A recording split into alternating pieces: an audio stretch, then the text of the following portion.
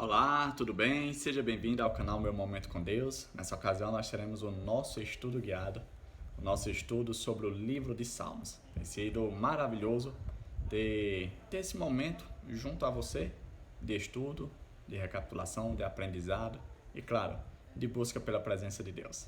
Bom, eu quero convidar você a fechar seus olhos para nós fazermos a nossa oração e logo em seguida fazermos o nosso estudo guiado pelo Espírito Santo. Vamos orar então? Senhor Deus, estás nos céus, obrigado pela vida, obrigado pela saúde, obrigado pela oportunidade de estar na Tua presença. Nessa ocasião, nós queremos continuar meditando na Tua palavra. Nós queremos ter mais que um encontro contigo, nós queremos nos relacionar com o Senhor. Que nessa ocasião, Teu Espírito Santo seja conosco, nos ensinando, nos lembrando a Tua boa e perfeita palavra. Essa é a nossa oração, em nome de Jesus Cristo. Amém. Pois muito bem. O tema do nosso estudo guiado de hoje é o teste divino. Foi apresentado aqui 3 salmos, nós vamos ler, que eles são curtinhos, e aí nós vamos tirar algumas lições e aplicações para a nossa vida, tá bom?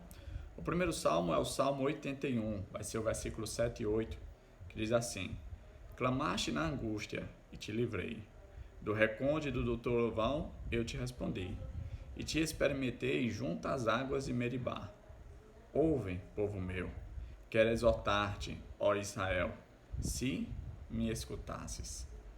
O outro salmo é o Salmo 95, versos 7 ao 11, que diz assim: Ele é o nosso Deus, e nós, povo do seu pasto e ovelhas de sua mão. Hoje, se ouvirdes a sua voz, não endureçais o coração, como em Meribá, como nos dias de Massá no deserto, quando vossos pais me tentaram, pondo-me à prova, não obstante terem visto as minhas obras. Durante 40 anos estive desgostado com essa geração e disse: é povo de coração transviado, não conhece os meus caminhos. Por isso, jurei na minha ira, não entrarão no meu descanso.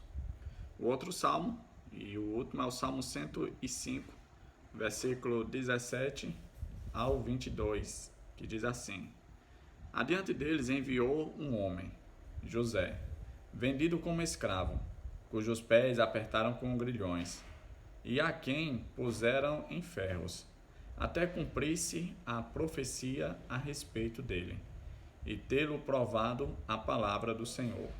O rei mandou soltá-lo, e potentado dos povos, o pôs em liberdade. Constituiu senhor de sua casa e mordomo de tudo o que possuía, para a seu talante sujeitar os seus príncipes e aos seus anciões ensinar sabedoria. O teste divino. Olha que textos interessantes. Eu separei aqui alguns pontos para as nossas aplicações, nossas lições, né? E o primeiro ponto foi o seguinte: em Meribá, que Israel testou a Deus, desafiou sua fidelidade e poder para prover suas necessidades. Eu não sei se você lembra desse episódio de Meribá, mas foi aquela situação em que o povo estava já andando há 3 dias no deserto, sem água. E aí eles chegaram até Moisés e, de certo modo, botaram Moisés em uma situação de saia justa.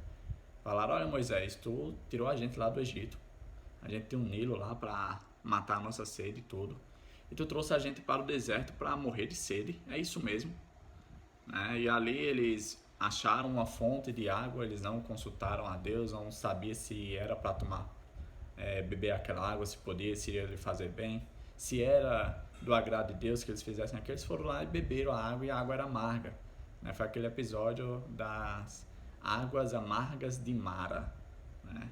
E ali tem uma dupla aplicação. A primeira era que Deus tinha, vamos dizer assim, permitido aquela situação para saber se o povo iria demonstrar fé e confiança nele. Como o texto que a gente viu em Salmos, o Senhor já tinha providenciado vários milagres, já tinha demonstrado várias vezes a sua proteção, o seu amor, o seu cuidado para com o povo. E aquela situação foi só um teste para saber se o povo já tinha ciência de quem era o Deus a qual eles serviam. Um outro ponto é que após o povo passar por essa pequena prova, o povo foi reprovado. né? Infelizmente, foi constatado que eles não confiavam em Deus. Eles, na verdade, botaram foi Deus à prova, cobrando do Senhor algo que ele já demonstrava diariamente e constantemente ao seu povo. E isso demonstrou uma situação de rebeldia, né? De uma pessoa não agradecida, que não está percebido daquilo que Deus estava fazendo por eles. O segundo ponto que eu coloquei aqui foi o seguinte: a referência a Meribá transmite dupla mensagem. O primeiro, povo de Deus não deve repetir os erros das gerações passadas. Bom, uma coisa maravilhosa que a Bíblia é para nós é que ela preservou essas histórias para nos servir de lições. Que, vez por outra, a gente passa por situações que outras pessoas no passado já vivenciaram. E com essas mensagens, né, essa preservação dessas histórias, a gente deve refletir e tomar decisão diferente. Se no passado o povo de Deus errou, nós no presente, como povo de Deus, devemos acertar. Pois a gente tem aí a base histórica, né, preservada para nos ensinar que sim, há caminhos que são corretos, conduzem a Deus e agrada a Deus. O outro ponto, segundo, embora o povo tenha falhado no teste, Deus o socorreu. E aqui é revelada a misericórdia de Deus, a graça de Deus, a sua proteção.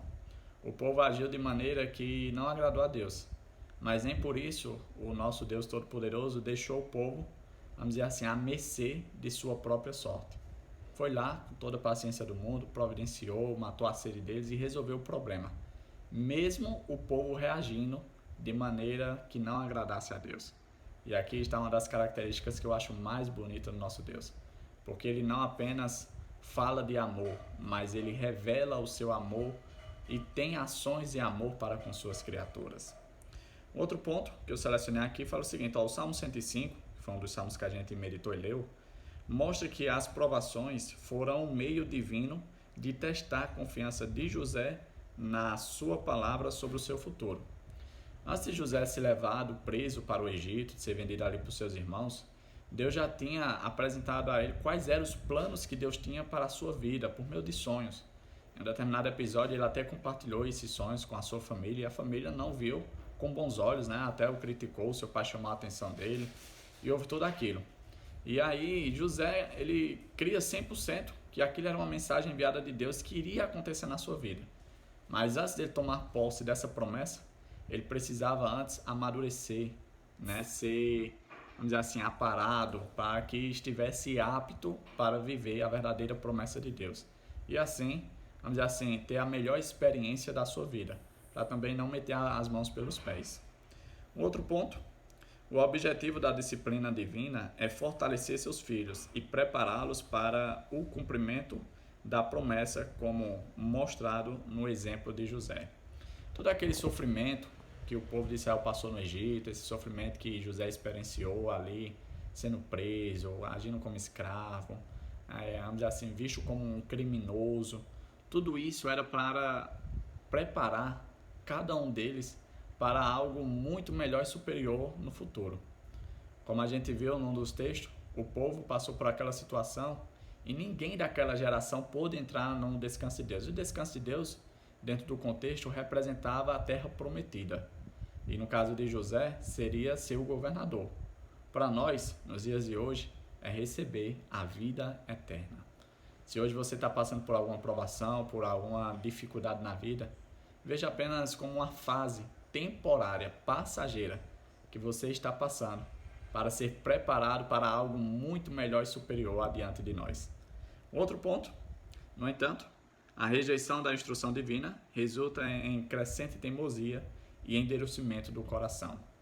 Toda vez que eu e você rejeitamos a palavra de Deus, o conselho de Deus, a direção de Deus, algumas coisas dentro de nós vão mudando. A gente vai adquirindo uma resistência à palavra de Deus. E cada vez vamos nos aprofundando na desobediência, na rebeldia, ou seja, se afastando de Deus pouco a pouco. Mas sabe, mesmo nessas situações ainda existe jeito, se nós decidirmos dar ouvido à palavra de Deus. Então, nós encerramos o nosso estudo guiado de hoje, fazendo essas reflexões e aplicações. Em ver os testes divinos, não simplesmente uma forma de algo negativo, mas para verificar em que ponto do crescimento, em que ponto da nossa vida nos encontramos. Eu sempre gosto de dizer o seguinte, que sempre existe algo para melhorar. E quando o assunto é a nossa salvação, aí é que existe mesmo. Que nós possamos continuar crescendo em graça, buscando a presença de Deus todos os dias, pois essa é uma necessidade real para cada um de nós. Papai do céu te abençoe, te guarda e te traga novamente amanhã para mais uma vez nós termos o nosso momento com Deus. Até a próxima e tchau, tchau.